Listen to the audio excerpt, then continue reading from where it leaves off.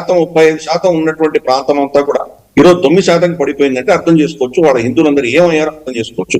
వాళ్ళ ఆస్తులు, వాళ్ళ భూములు, వాళ్ళ ఆలయాలు, వాళ్ళకి సంబంధించిన బిజినెస్ అన్ని ఏమైనా మనం అర్థం చేసుకోవచ్చు. విపరీతంగా వాటి మీద దాడులు అన్నవి ఎంతో కాలంగా జరుగుతున్నాయి. ఈరోజు కొత్త విషయం ఏం కాదు. పార్టీలకు అతీతంగా జరుగుతున్నాయి. ఏ పార్టీ వచ్చినా జరుగుతున్నాయి. హసీనా వచ్చినప్పుడు ఇందాక మీరు అన్నట్టు కొద్దో గొప్ప కొంత మెరుగైన పరిస్థితి ఉండింది. అది గుడ్డిలో మేలు అనొచ్చు, కానీ అప్పుడు కూడా సురక్షితంగా లేరు హిందువులు. హసీనా వాజిద్ లేని సమయంలో ఇంకా దారుణమైన పరిస్థితులు ఎదుర్కోవాల్సిన పరిస్థితి వాళ్ళకి వచ్చింది. మీరు కోర్టు చేస్తున్నటువంటి హైకోర్టు కమిషన్ రిపోర్ట్ లో చాలా స్పష్టంగా ఆ రోజు షేక్ మనకు ఖలీదా జియా ప్రధానిగా ఉన్నప్పుడు రాత్రి పూట వాళ్ళు వెళ్ళి ఎలాగా వందలాది మంది హిందూ స్త్రీలని వాళ్ళు మానభంగాలు చేశారు, మాస్ గ్యాంగ్ రేప్ చేశారు, వాళ్ళ ముక్కు పడకలను ఎలా వాళ్ళు లాక్కుని పెట్టారు.